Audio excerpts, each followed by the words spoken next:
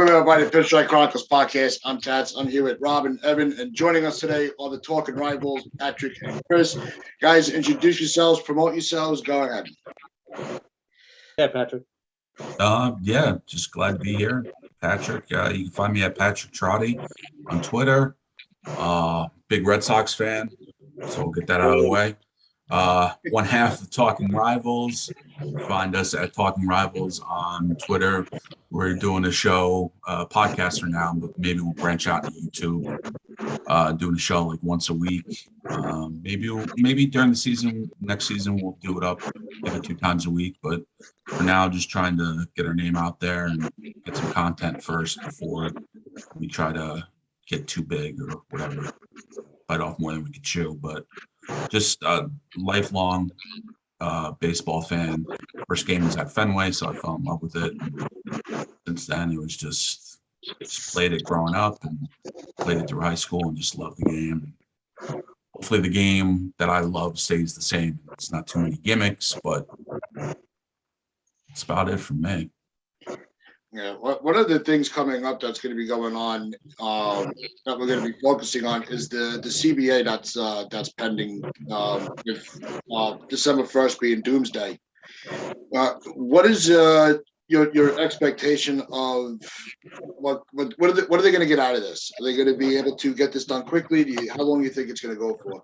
I think it's going to drag on based on the things that I saw on MLB trade rumors. They were leaking out a proposed floor that every team has to spend a certain amount, and if you don't, the teams that spend too much contribute. It's turning into like baseball socialism almost. It's weird. It's like, if you don't want to spend, fine, then no one's going to show up and you're going to be in last place, and that's it. Don't make the good teams pay for you. But the universal DH is something that's coming. It's got to be. I think that's inevitable. Yeah, I think the universal DH, that's the thing. I think that it's the only thing that they're both agreeing on right now. Everything else is still up in the air. Well, do you think they're going to agree on the awkward pay scale based on WAR? I think a lot of players are going to have some issues with that one. Yeah, I don't think that's going to fly. That's when it comes to money. That's when the players start to really really start to be standoffish, and they're going to fight for it. But definitely the DH, and I think there's a couple of other I think we might see possibly something with the shift, get rid of the shift, because I know they've been trying that out. I know the bigger bases, right? Did you guys hear that? The wider bases? I did hear that. I know they used that in the minor leagues to test it out. Yeah. The one I'm not sure about is the pitching mound going back a foot. Was that it? Something like that. That one I think is a little too drastic at this point. Maybe in a few years, but that seems. And the thing with WAR is, depending on which website you go to, it's different. There's no. Yeah. It's not a universal. WAR. Yeah. Baseball Reference is different than Fangraphs. So which one are you going on? I think they said they're going by Fangraphs in those discussions, which, again, it's just another gimmick thing that they're arguing about when they just want baseball. I don't care where the base is. I don't care what I do, but I don't want a bigger base. I don't want a further pitching mound. I just want baseball. All I want is universal DH, and I want minor leaguers to get treated fairly. The minor league pay is big. I could see a wider first base so that you're not running into the first baseman and getting those dislocated arms and shoulders with the first baseman with a bunt and the catcher throwing it down the line. But you should put the base in foul territory like they did in Little League, right? Remember the double, right? That worked.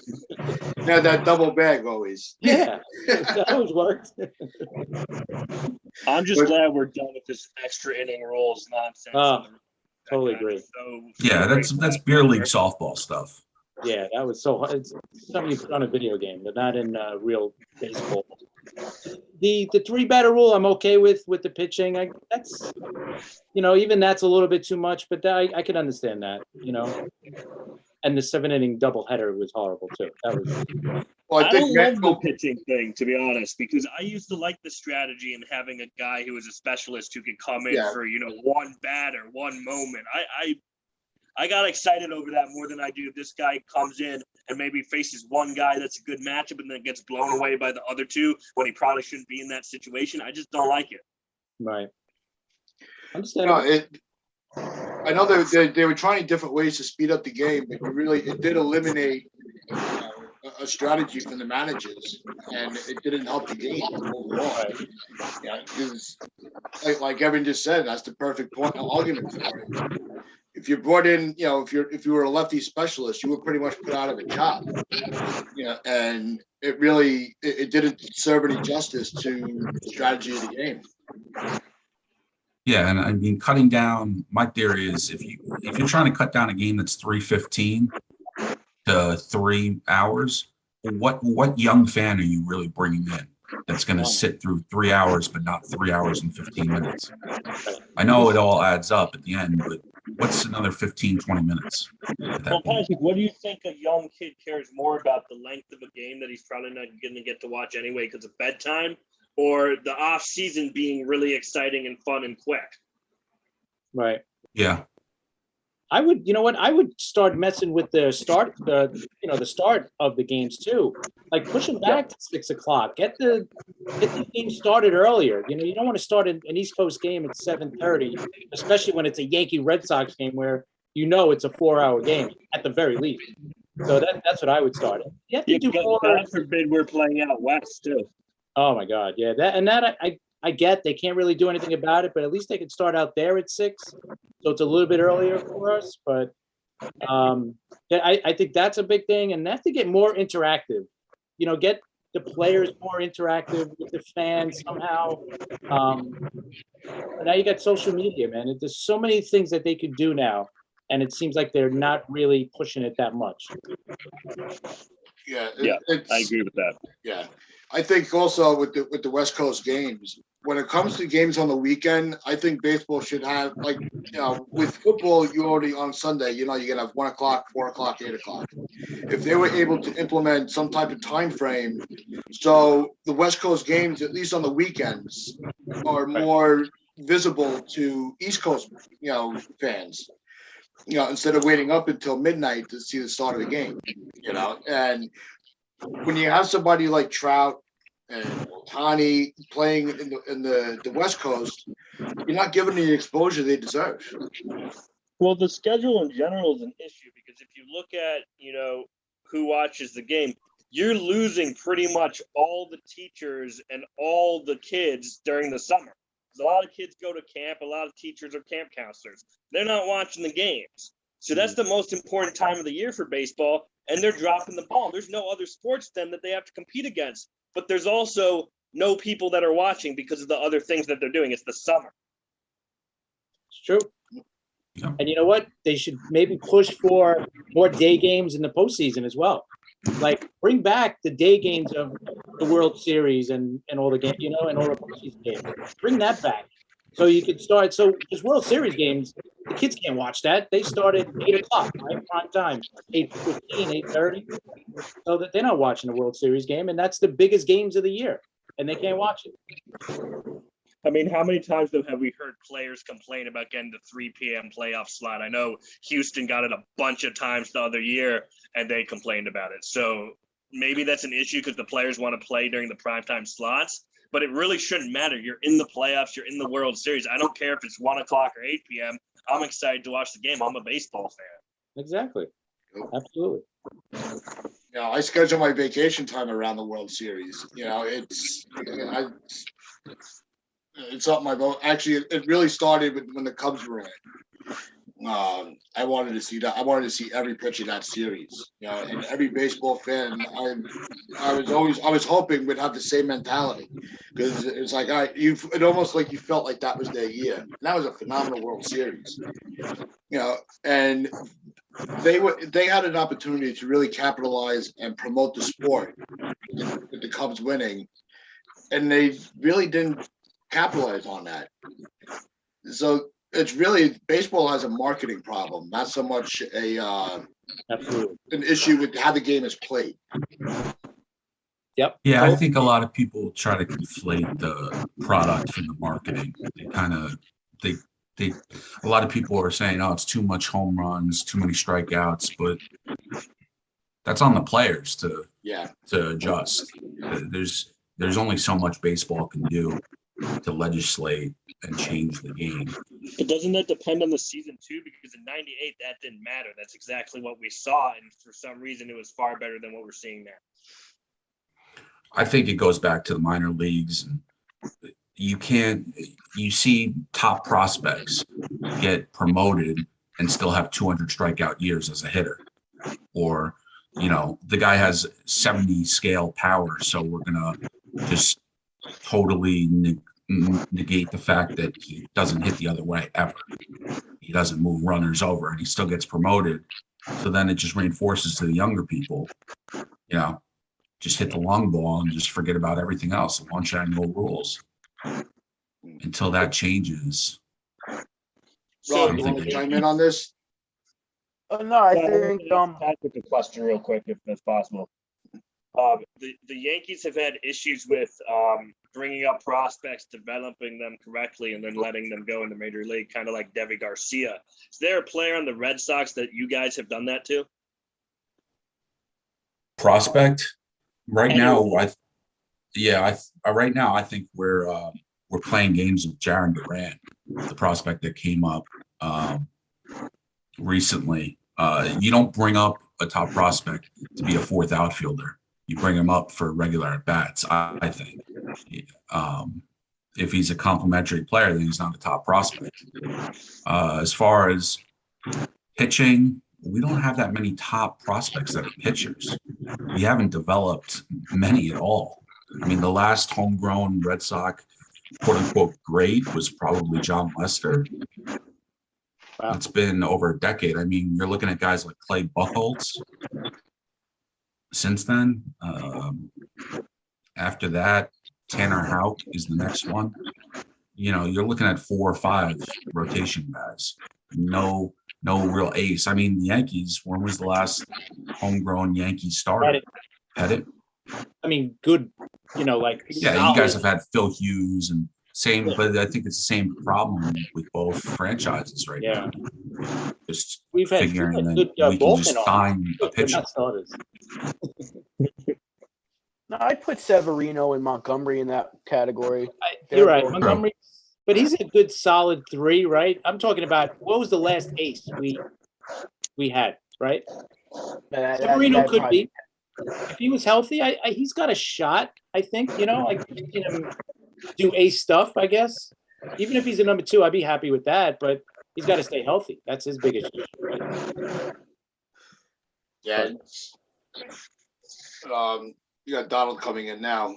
But it's you're starting to see, especially more so with the Yankees, is they'll have these prospects that everybody gets all hyped up for, and they kind of, Cashman has this history of holding them, keeping them in his back pocket until it's too late to do anything productive with them. Either they don't have a position because the fans want the big ticket free agent, or they get Rule 5, which is what we saw with Whitlock, which was depressing as hell. Because it was somebody that I know Evan was a big fan of. So I'm pissed. It's the best thing in the world. How do you not know that he was going to be something decent, at least? I mean, come on. The scouting reports were there. Everything was there. And yet our whole analytic department misread that one. And now the Red Sox have it. Now Patrick gets to enjoy my player who I was excited about. Screw you, Patrick. He's our best reliever. I was going to say, and didn't we keep Nick Nelson over him or and Krisky? Yeah. There you go. We still have Krisky, I think, right? Well, no. Krisky's gone. They're both gone now. That's right. That's right. Yep. Good move, Cash. Good move. Nick Nelson's going to be a star for the Phillies to watch. Oh, God. I don't think so, man. I remember, I forgot what game he came in, and he had to close the game. I don't know if you guys remember that. One game this year, he was sweating. He was like, you could tell he was. He did not want to be there. Yeah, no way. I'm like, there's no shot.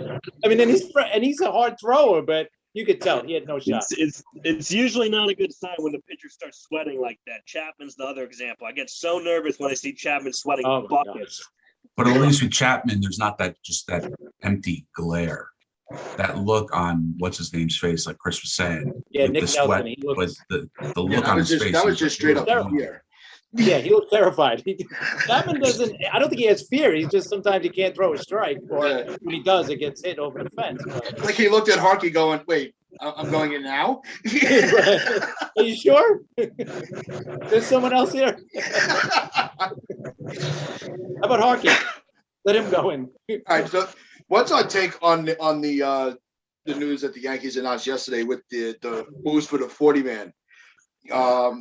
Lucky enough, we had an idea that Clint Frazier was going to be designated. Tyler Wade being thrown into it was the shock. Donald, you want to start off? Not to heaven. Well, the good news is that Ron Marinaccio is staying and Stephen Ridings is staying. That's really good news for us. And Oswaldo Cabrera, I've been talking about him over the last few podcasts. He's an excellent. He can play in a number of positions in the infield. He's an exciting prospect. So I'm glad he's been added to the 40-man also. Did we protect Josh Brax, or did we not have to? No, he wasn't protected, but he is eligible. But with regards to Clint Frazier, it's just a very sad story. It's a story of missed opportunity on both sides. But I think the Yankees kind of got sick of the adventure. I mean, the guy was an adventure in the outfield. His attitude was probably not the Yankee way. He rubbed a few people the wrong way. A bit of a crybaby attitude at times. And I don't think you can carry somebody who's that much of an adventure. I mean, you don't know if he was ever going to stay on his feet when a ball was going to go his way in the outfield. I mean, you can't really rely on that. So the concussion stuff is murky. I've never heard of anything quite like what he's had. So that story I need to gather more information on.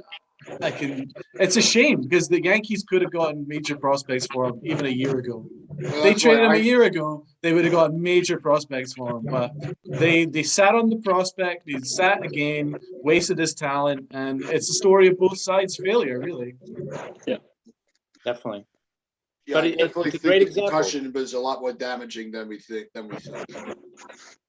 Definitely. It was just a great example of they've done this, and Frazier is just one of the many examples that they've done this to, that they've held on to too long, and then when they give him the opportunity, they don't give him enough time to take that opportunity. Because that was the other thing. I thought this past year, I think, what was it, after like 2 weeks, they were like, all right, he's done. 8 games. 8 games, right. I mean, come on, give the kid a break. All right, he starts off slow. How many major leaguers, Don Mattingly, going back years, right? That guy couldn't hit in April. He was horrible in April. Even into May, he was horrible. But once he got going, the guy was, Don Mattingly, right? And I think Teixeira was a slow Teixeira was start. another infamous one. Always Swisher. slow. Yep. Yeah. But it makes no sense with Clint because you have a guy who's kind of mentally fragile anyway, and Right. we need to coddle him in a certain way. And you're going to tell him in the offseason, you're the starting left fielder. Do you have any idea what that does to someone like his ego?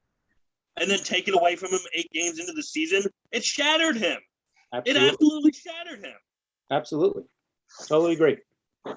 So, what do we think about the health of the Yankee Red Sox rivalry? Do you think it's still just as strong as ever, or was there a period of time in that history? What would you say was the best time for the rivalry? Oh. I've never been so angry as I was in 04. I was just going to say 04. 04 might be it for me. With giant sandwiches and salmons and stuff because I was so pissed. That was just the worst season ever. As far as the rivalry goes now, it's kind of tame because we both agree that Houston sucks more. So it's like, it's like we have that common enemy now. Yeah. Yeah, I always lump in 03 with 04. I can't get one. I mean, obviously, I love 04. Can't stand 03, but they're together because it was just back to back. Yeah. I don't think anything's going to top that for a while. No, Those 2 the years. late '90s, early 2000s, where that was the I peak. think that was like the peak, and then it's been now Even in it's the late still 90s there. with that Yeah. 99 CS, I thought Yeah, it was. I thought that we were lucky to win one game. Well, do you That's think it's what just because the curse was broken that kind of caused everything to kind of fizzle out because there was nothing for the Yankees to all hang their hats on that. I hate to say it, but we're like the underdog now. As bad as that seems, I think we're the underdog because they're the ones. They've won a couple of World Series since the last time we won ours. So our last one. So I think 2004 was like the end of it. And I think 2004, I hated my team more than I hated their team. Yep. We were up 3-0 against them, and we blew it. They didn't win. We blew it. And It wasn't what's with, them I winning. think a big thing is it used to be with, you would have Jeter and you would have Big Poppy, and they would be like embracing it when he got to second base or something. Or, you know what I mean? It's a little thing, but when did they get so friendly during games? I can't stand that. I understand talking it up if you're the first baseman, whatever, that's your all. Well, Aaron Boone and Alex Cora are best buddies. It's It's like kind of big brother, It's little brother disgusting. kind of a thing. Yeah, I think it's a big brother, little brother thing, though. Alex Cora is the big guy. He's a proper manager, and Aaron Boone's just a friendly guy he's friends with. That's really about it. So, But like when the game it's starts, I don't want this smiling crap. I want them to take it as serious as the fans take it. Yeah, it's bullshit. I haven't smiled since the 1990s, so I don't understand what people's problem is with this. I think it ended with, you know what? Everybody loved David Ortiz with Boston, right? The guy would literally kill the Yankees every game. And we loved him. Not we, but the team would always love, and the media loves this guy. Oh, it's Big Poppy. It's Big Poppy. He ruined everything. And they would never brush him off the plate. They Never. made him Oh my God. Torrey never. I was even at Yankee Stadium for Poppy's last game. You guys gave him a gift. Yeah, why not? Yeah, Why not? Remember he did those stupid commercials where he was like in the box in Times Square and he was tricking people, and then he'd come out and, hey, yeah, Big Poppy, and they're like, we don't want to get a hug from you. You suck. And he would eventually get the hug, though. Yeah, he'd get the That's hug where anyway, it is because now. he's not going to hug. Shit, I'd hug him too, and then I'd punch him in the stomach. No, but one of the best commercials is with him and Posada, and he puts the Yankee hat on. Oh, yeah. Wally. That is a great commercial, though. Yeah, the But green the one. rivalry itself is definitely, I think it's more heated, like you said, than with the Astros. No matter what team they play, everyone hates the Astros. So it's like Yankees, Red Sox, you can go to Fenway wearing this, and people just be like, oh, you suck. But they're not going to like beat you up like they would back in 2002 or something like that. Like, I was just going to cheer for say, your it's a great point. The new Yankee Stadium and the way Fenway is now, I walk into Yankee Stadium and it's a great facility, but it's a little more corporate. Oh yeah, The old yeah. Yankee A Stadium, lot more corporate. the old Yankee Stadium, I would wear my Red Sox stuff and people would take they would bite off like the end of the ketchup packets and throw them at you on the jersey. And you would turn around and it'd be some huge guy. And you'd be like, okay. Okay. Like, Thanks, I needed to is catch it up going to be anyway. me versus the Burrow? you Like, knew I where can't- you know what I were. mean? It took your lunch. Pick your borough who you're fighting. Yeah, and especially that with 1918, it's like, what are you going to do? You just, Yep. and now it's totally different. Yeah. The bleacher creature section used to have that one-way tunnel. There was only one entrance and exit. So if there's a rain delay, guess what, Red Sox fan? You're in a mosh pit full of Yankees. Not fun. No, definitely Not not. anymore, though. The state of baseball overall, where do you really see it going? Do you think the sport can get as healthy as it once was decades ago? Not with Manfred at the helm. I mean, they could, but this guy is a joke. He doesn't know what he's doing. He's not a fan of the game. He's just he's a businessman. He just wants to make money, and he's making money, but there's so many issues with the sport, and as long as that clown is at the helm of it, like let's look at the CBA, like the last few years, how many negative discussions they've had just figuring out when the season's going to start. People don't like Manfred. Players Association's they're not any angels either, but this whole thing is a mess. Baseball is not a dying sport, but because of Manfred, it's in a bad position. So we're not going to get that golden. Go ahead, Rob. Sorry. No, I was just saying we're not going to get that golden age like we had back in the 90s and the 2000s. Like, even though it was the steroid era, how fun was 98, right? Like, just that year was just amazing. We're not going to, and then you see what happened this year, like, oh, there's some extra spin rate, so we're going to have the pitcher stripped down in the middle of a game because we think you're cheating, even though they allowed it to happen until someone spoke up. So it's Manfred. As long as he's You can around, call him out. Josh Donaldson blew it up. well, he can go take a long walk off a short pier. He blew it up based on what Manfred did, though, and I think fans are tired of being lied to. I think we're getting to the point where we understand what baseball's been doing. They're the most manipulative sport out of all the 4 sports, and the fact that hockey is kind of growing in this country and is at somewhat of the level that baseball is shocking, because baseball used to be number 1, and now it's hovering at 3, almost 4. That's not a good thing. The fact that, NFL and NBA not only market their players better, but market the sport better as a whole, is part of the reason why they're destroying baseball. It's true. And you know what? Well, Baseball could only hope to get to second in this country. There's no way they're going to overtake football as the number 1 sport in the country. They have to at least, especially not with They're third now. They're behind fucking football Smoltz and talking basketball. down the sport during the World Series. Smoltz, everything Smoltz said was, back in my day, we did it this way. Well, you're not playing anymore. You're announcing. and that's the worst thing, because you're supposed to be promoting the game, not promoting the game from 30 years ago. You know what? Some of the things he said, is probably right, but talking during the World Series is not the time to do that. Absolutely. But that's the problem that we're in right now. It's the analytics versus entertainment debate right now, and it's old school versus new school, and it's kind of like an internal struggle at the moment. Analytics is winning, and the analytics controlled front offices are winning, and it's affected the entertainment value. I mean, just look at the playoffs. I mean, there was very few innings that were started by our starters. You know what I mean? There's a lot of closers, a lot of bullpen things going on, a lot of openers going on, and there was. That kind of is at the heart of it. And then with 4 people in the outfield, all kinds of super shifts going on, you know what I mean? It's affected, I think, the way that the game is played. And that's another issue going on, that's why I think so many old school pitchers like Schwartz are going, well, back in my day, because back in our day, baseball was far more entertaining. And now we've got this modern thing where the analytics control GMs who have to be right, has affected the way that the game's played. So my thing is, why can't they merge them together?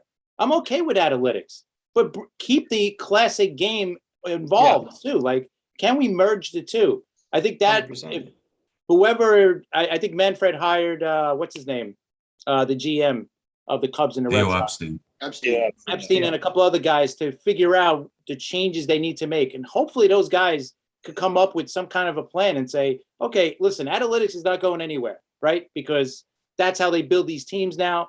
But they gotta merge analytics with the old classic game and, just bring it together. And then I think everything else would be able to fix itself somehow. But right now, I'm going to watch baseball no matter what. And sometimes I go back and forth on the analytics. Sometimes I love sabermetrics, and other times I can't stand it.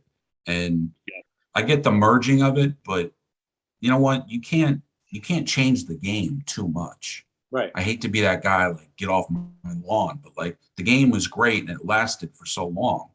Just keep it the way, it is what it is. If you don't like the game, watch a different sport. I know it's a business and they have to maximize the revenue, but they're still going to make money, even if they, don't have a guy at second base to start the inning, or don't, get the shifts out of the way. I just think that the game will right itself, hopefully. Well, every sport evolves. Basketball's evolved. It's now more perimeter centric, 3-point centric. NFL's all about. I just don't want it to evolve so much where it's baseball. I have no problem with analytics, but it's only to an extent where it helps you find a hidden gem, or it does help you get that one up over your opposition. I'm completely fine with that. But if it changes and controls the way the whole game is played, that's where I got a problem. But Donald, don't you think it's like NBA? It evolved naturally because of what the players did. When LeBron James went to Miami, that changed the entire infrastructure of the offseason.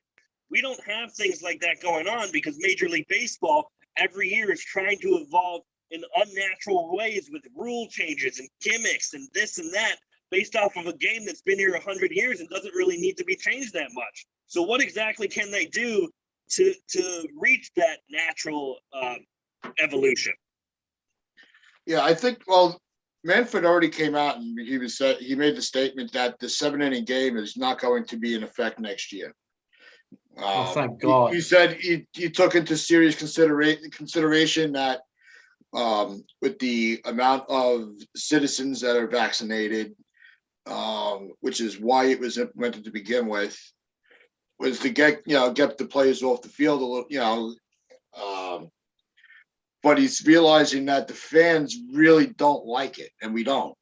And I think people that really did just don't understand why we're upset about it. We want as much baseball as we can. Like you said, it's a natural sport. It has a natural flow to it. And you say it's not fair to the people's pockets because they're paying the same amount of money for a ticket for a 7-inning and a 9-inning game. He goes, and it's not helping us anymore. So I think that's the one thing he actually got right in his tenure as a commissioner. Yeah, I don't want a 5th-inning stretch. I don't want 7-inning doubleheaders. I don't want. I mean, I never understood the whole theory behind the 7-inning doubleheader. I mean, you're not going to catch COVID only in the 8th and 9th inning. Not to get into that, but it's like That's a great point. The 6th inning, you're safe. The 9th inning, after 2 hours, so much. Well, You're in that's big trouble. analytic state, Patrick. So I'm sure that's what they did. Like, if they're here for more than 7 innings, it's gonna get hairy. Better put another mask on. But I tell you what, I think a big mistake he made a couple of years ago, and he could have gotten some fans on his side, was taking the trophy away from the Astros. And that whole thing, it's only a piece of tin or whatever, a piece of metal, whatever he said. That was an embarrassment. He should have been out on his ass at that point right then. Yeah. That's it. I thought from that point on, I mean, he lost us anyway before that. He's focused more on the pace of play and on the stopwatch and on the bottom line than he is on legislating the most important trophy in the game, the reason why you play. It's not just a hunk of metal. I think hunk of metal. Unbelievable. Any other sport, I think they would have took it away from him. Yeah. Definitely, 100%. I mean, hockey, they would have done it in the second without even thinking about it. And Gary Bettman's one of the biggest morons of commissioners there are. The best commissioner, I think, is the one from the NBA. He's the one guy that acts a lot, acts on things right away. Yeah, he's very solid. Yes. Think of the greatest players that have ever played the game, and they were fighting for that hunk of metal. That's right. Williams, Gehrig, Jeter, Ruth, Ted Williams. You go through it, all through the history of baseball. They all fought for that hunk of metal. That was the most embarrassing thing I've ever heard in my life. Yep. Yeah, I mean, and you're talking about Ted Williams, an American hero, too, who came back and still fought for this hunk of metal. Like, that should put something into perspective for you. In my perspective, he's one of the greatest baseball players in the history of the sport. Probably number 2 or 3. And you know what? And letting them keep the trophy, I think it left a stain on the game by doing that. If he would have took the trophy away, we'd never question anything now. Because now for the last couple of years, all we hear about is, the Astros, they cheated. Did they really deserve the trophy? If they would have took the trophy away, there'd be no more talk about it. It would have been done. That's it. No, and because of that, we, the fans, didn't have proper time to get closure, to react, to comprehend what was going on. And 5 years later, they're saying, it's been 5 years. You have to move on right now. Are you kidding me? Right. You know who I am? I can hold a grudge for 200 years if I want to. I'll be dead. I'll put it on my gravestone. I don't care. Baseball is still holding grudges when it comes to electing people that might have done steroids in the Hall of Fame, but they won't hold the grudge when it comes to the title. See, that's just makes no sense. Scandal. That's a whole other issue. Baseball fans are so entrenched and have a love for the history of the game. Don't tell us that we're still supposed to be pissed off at Shoeless Joe for taking bribes, or Pete Rose, for gambling on the game. But this we have to forgive. And it's like, no, it doesn't work that way. Right. And this one's more personal too, because we single-handedly saw them steal the trophy from us, Right. the Dodgers. Like, it's personal, guys. Evan, even Hal Steinbrenner said that it's time to move on. Did you hear that? Steinbrenner, it's time for him to move on and get a better job doing something else. Something, yeah, a job that he actually cares about. I That hate would to be be nice. the guy, and I hate to be the guy that says, "Oh, if his dad was around, this would be this." But can you imagine if this happened when George Steinbrenner was around? He would have went right after them about that. He was like, "There's no way they should," because he's so 100%. He would have gone right after the commissioner's Oh. office. He would have How gone does in the he commissioner's care? office. He would have gone on until he got banned again. Yeah. Oh, Biggest was difference between bad George and for Hal money, is too. And George would check the box score before he checked the checkbook. Exactly. Exactly. Al's only worried about making money. That's it. That's his bottom line. Everything else, Yeah, he's hey, if we doing win, his job. okay, if we win, that's great. But if I'm making money, I really don't care. no, his quote the other day completely proved that when he said, "Oh yeah, if you need to go over the luxury tax to get Gallo, go over." But then you like, no, let's trade salary and let's make them pay the salary so we can, Yeah, we'll give them accomplish- extra prospects. Give us a lot more. Give them a lot more prospects than we needed to give up in order for them to eat the salary. So yeah, you keep telling me that, Hal. You keep convincing me that. And the other thing that he said was like, "Oh, I campaigned to Brian Cashman to trade for Joey Gallo. Ask Brian himself." Oh, stop! You kidding He me? didn't tell Cashman anything. The analytic team had Gallo on their radar since last year. This is not something Exactly. new. Yeah, it's like Cashman's the wanted him owners and for the GMs years. think that we're fools, not fans. With baseball fans, especially Yankee Red Sox fans, we know the game a lot better than they think we do. And they underestimate our knowledge of how the game works, even behind the scenes. I'll say for the Red Sox is at least they don't insult their fans' intelligence. All the Yankees front office do is insult their fans' intelligence. We But have our Boston- moments. They But have their Boston, moments. Boston, they have, when they see that there's a problem, they go and fix it. How many times have you changed GMs to go and make yourself better, to restructure your team, to come back stronger? You do that a number of times. The Yankees have had exactly the same system for like 20 years, 25. That's true. Yeah. I mean, bringing back Cora, getting rid of Dombrowski, getting rid of Charrington. Yeah, I just don't understand what the infatuation with Cashman is as far as ownership with the Yankees. I mean, It's based on history and relationship. That's about it, because after 25 years, it's getting a little stale and they need to make a move and they're not going to do it. He's still very smart. He's a politician.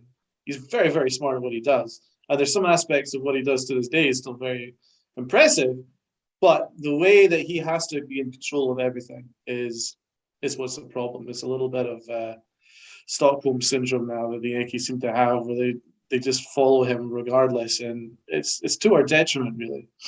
Well, it's Donald. It's idiotic because Patrick brought up a good point. They got rid of Dombrowski. He won a World Series. I don't know, once or twice. I think just once. But he won you guys a World Series by using all your resources and basically leaving you barren. So they got rid of him, and guess what? 2 years later, you're back in the competition. Mm-hmm. yeah, Because after he made all his deals and won the title, and we're like, thank you. Oh shit, we have nobody in our farm system. We might want to get a different GM. Right. Yeah. You So guys he did his not even job. have one prospect in the top 100 that year that he was with you guys when he won. Yeah, I think we're now ranked number 9, and that's like a big deal Huge deal. compared to with Dombrowski, even with Charrington too. I think you got You're- 3 prospects in the top 100, which is pretty big. Hey, let's not forget. Cashman said it's not about winning one championship; it's about Yep. winning many championships, right? Well, when are we going to? Well, you got to start with one. But you got to start with one. Yeah. Can we make it? Oh, we make it with the World Series. 4 years later, we're still waiting for that one. But with the competition in the division, is the division ready to be a powerhouse in the next year or two, like it used to be? Definitely. Yes. Definitely. Oh yeah. You got There it 4 is. teams right now, right? I'm waiting for Toronto to fall flat on their face, actually. I'm waiting for them to become the San Diego Padres. They need Everyone's pitching. going to hype them up this offseason. They're going to say, look at their young stars who haven't done anything when it counted.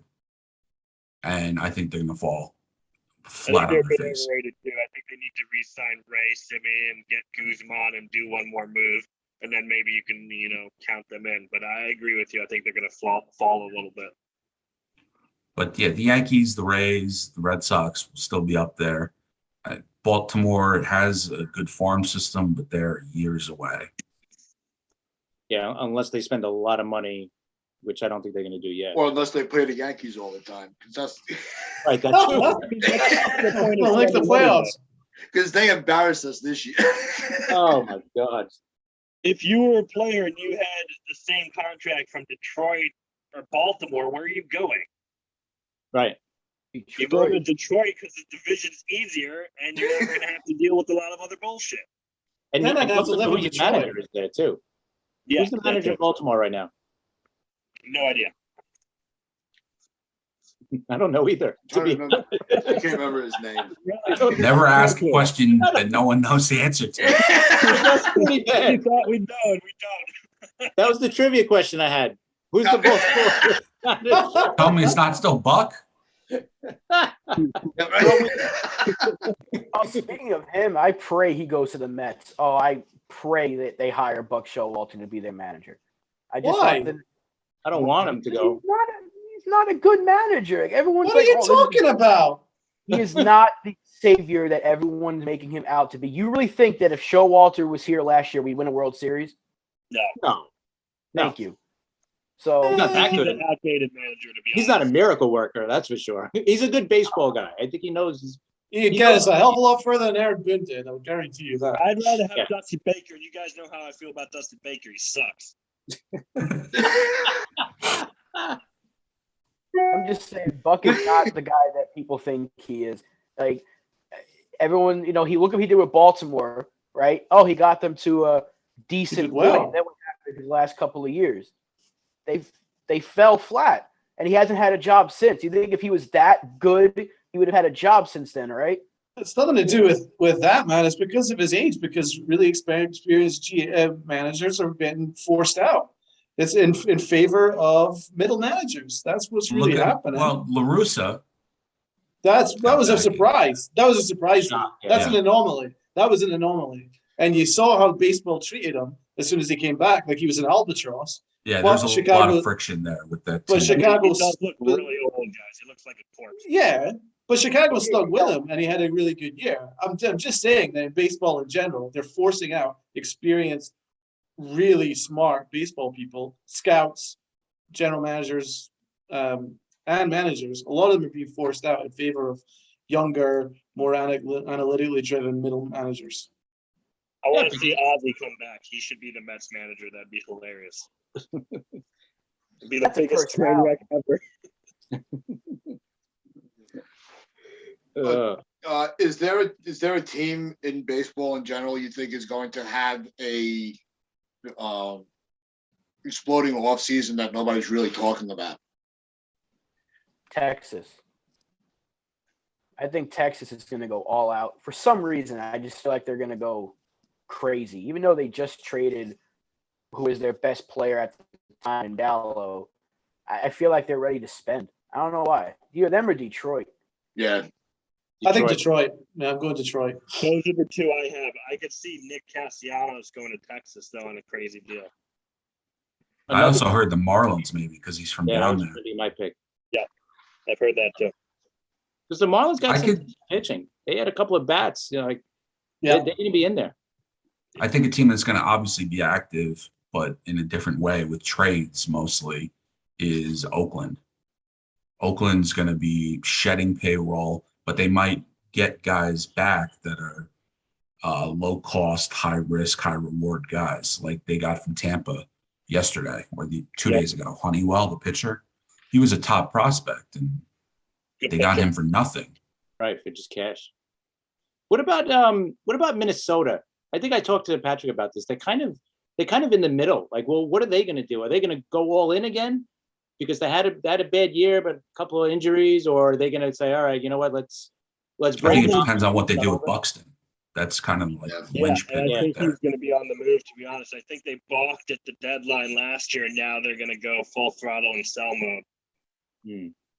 But It would make I sense, mean, right? I think Chris is right. They're right on the line. They could do either or, because they probably are, a few big pieces from, I don't want to say contending, but being in the middle of the pack. And it's a weak division, like we said earlier. Yeah. So a couple of players might push them over the top in that division, and get to the playoffs. Well, that's why I was thinking, Detroit would be the team that goes all out and kind of give White Sox a run for their money this year.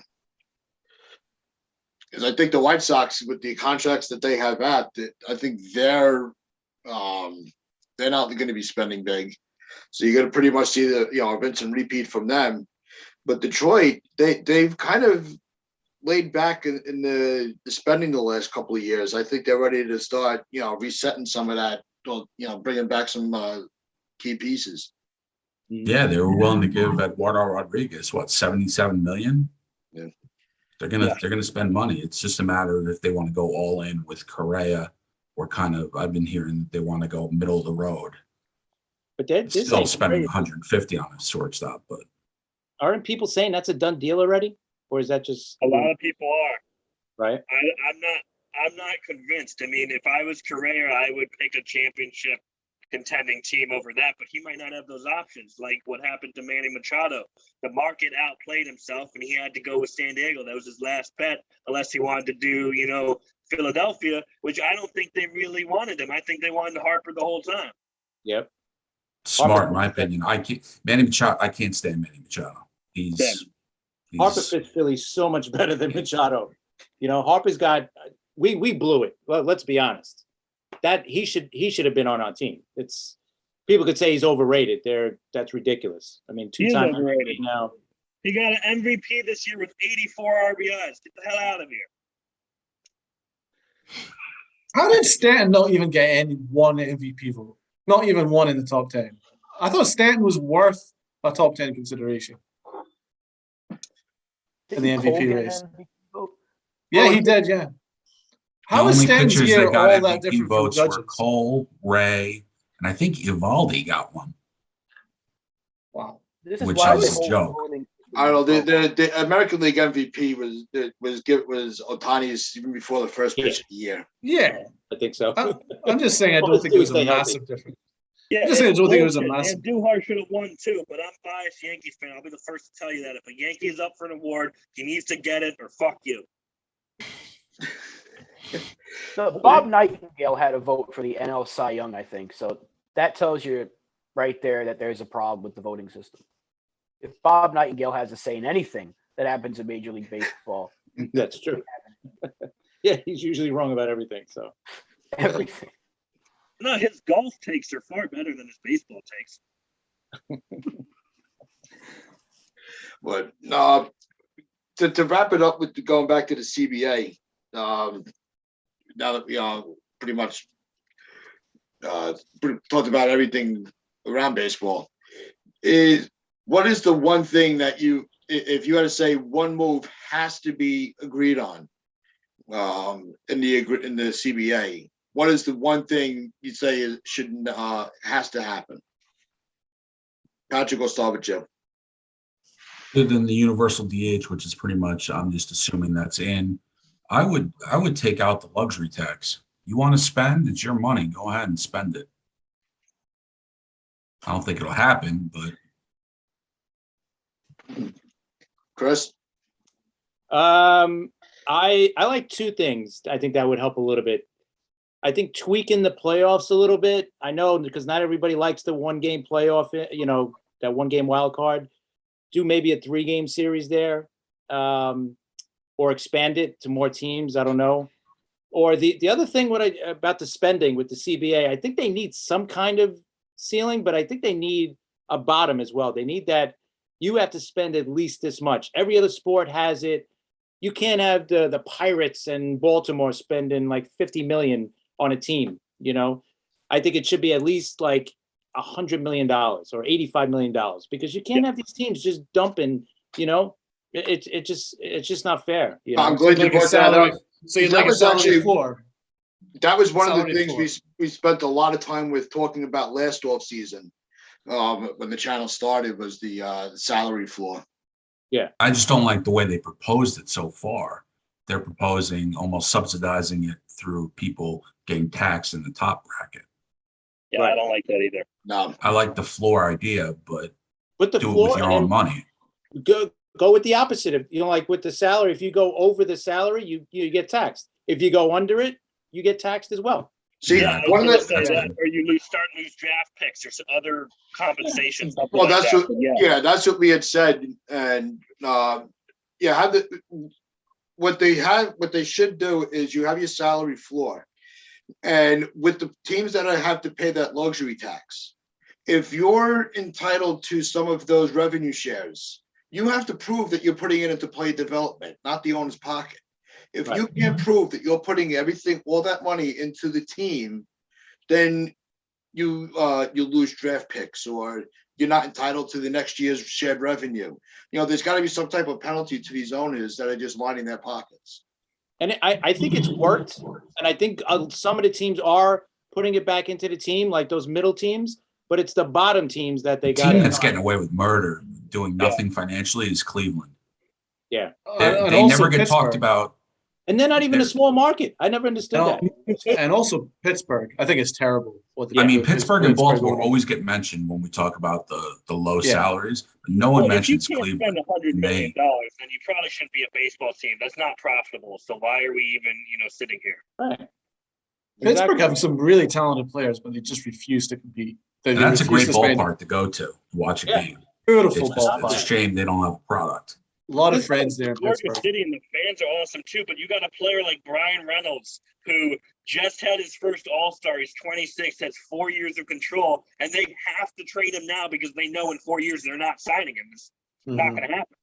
Now, doesn't every team have their own cable contract and everything like that? I mean, they're all making good money. It's not like But I know they're not poor. Yeah, right. I'm just saying, like, I know football, it's easier because everybody's on like the same TV contracts and all that. I know everybody's got different TV contracts in baseball, but they're still making a crap load of money. So, I mean, put a floor in, at least $100 million you got to spend. At least. Well, I mean, I was just remember because I was in Pittsburgh at the time where they traded McCutcheon to the Giants for Kyle Crick. You know what I mean? And Pittsburgh fans were upset, and the players were upset because they were actually semi-involved in competing. They were in the outside playoff But hunt, they had and then they back-to-back traded 100 him. seasons. And they traded him. Yeah, they traded his ass, and they were upset, and rightfully so, because their ownership refused to compete. That's why a thing like a salary floor would be a good thing. Put a little bit of money into your team. Yeah. Not asking for like Red Sox and Yankee numbers, but put a little bit of something in there just for fans to actually want to go to the ballpark. But Donald, do you $100 million, I don't think think 100 million is too high? I feel like that's a very fair number for the lowest team. I think that's fair. 100 million. That's half of what the max is, right? Or 20, whatever it is. Yeah. Make it 100 million. I mean, I think that's fair, more than fair, actually. Yeah, and like I said, you could even combine that with what I was saying earlier. If you don't reach that 100, you don't get you lose first round draft picks. You lose your shared revenue. Mhm. So it's like, look, we're not forcing you to do it, but if you don't, this is the consequence of it. That's it. They should cap the Red Sox at 150, and the Yankees have to spend 900 million. There you go. Boom. But it's I just love like that. it's almost a mute point because you know how much the owners are. All owners don't really want to spend that much. No. They don't want Obviously, to. ours doesn't. No, exactly. He hates We're it. right at the top of the market, and he doesn't want to spend. Didn't he say that? Wasn't that in? It was in the news yesterday. He came out. He's on some panel where he wants it lowered. The You salary. want the Lord. He wants it lowered. He wants it to like 180 something. Ugh, guys You better be making lowering those chicken buckets too, then. exactly Yep. $10. Aren't the Yankees like bottom in terms of spend per income? I'm pretty sure the Yes. Yankees are at the bottom of the majors Something in like terms that, of yeah. the place. Yeah, it tells its own story. Really does. Incredible. No, but like we were saying, it's not about how much you're spending; it's what you're spending it on. Right. And the team, yeah, I think a lot That's of true teams as well. baseball have to start spending smarter, not just spending. Well, that's a good point too, man. That's a very good point. Yeah, because I'm wondering why starting pitching is getting so much money so far with Syndergaard and other people getting $21 million a year, but then the analytics are saying do openers and Yeah. only pitch 4 innings. When is that going to like tilt Yes. the other way? They And only you can pitch start 5 to see- innings anyway, max. Well, Right. So I'm Unless saying, you're- when is it Max going to Scherzer. be where it's advantageous to pick up starters?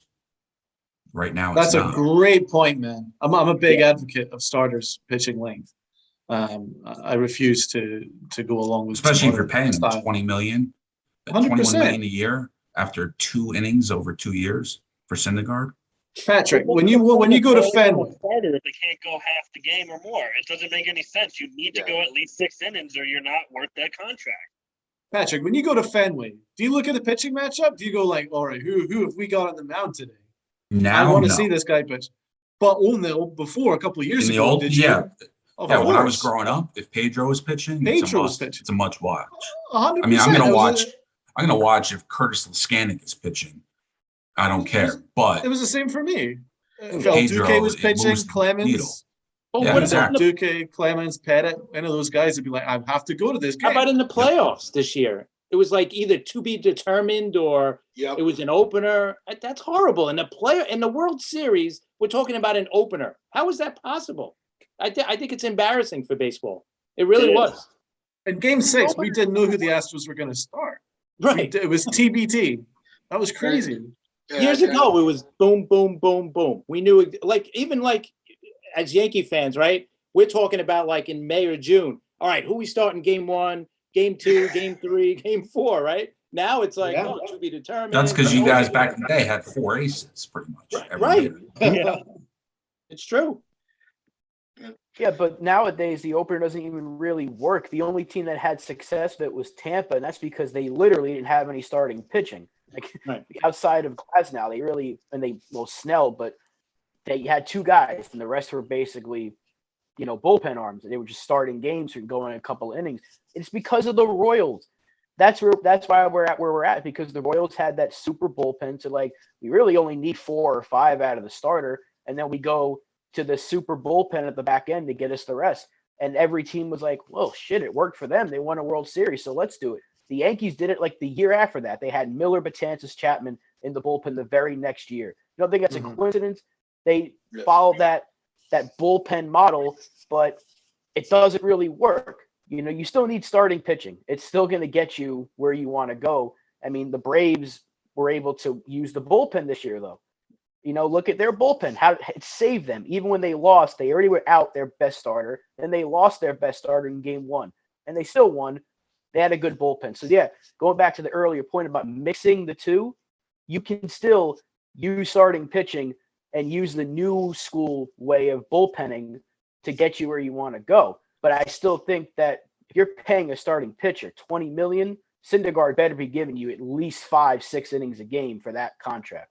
I don't know what He only Anthony- pitches like 100 innings this year. It's But going to be But load still- management. It's going to be string them out and just it's not Game worth it. 6 was won by Max Fried, though. Max Fried pitched, 6 innings shutout. You need your starters. It's so important.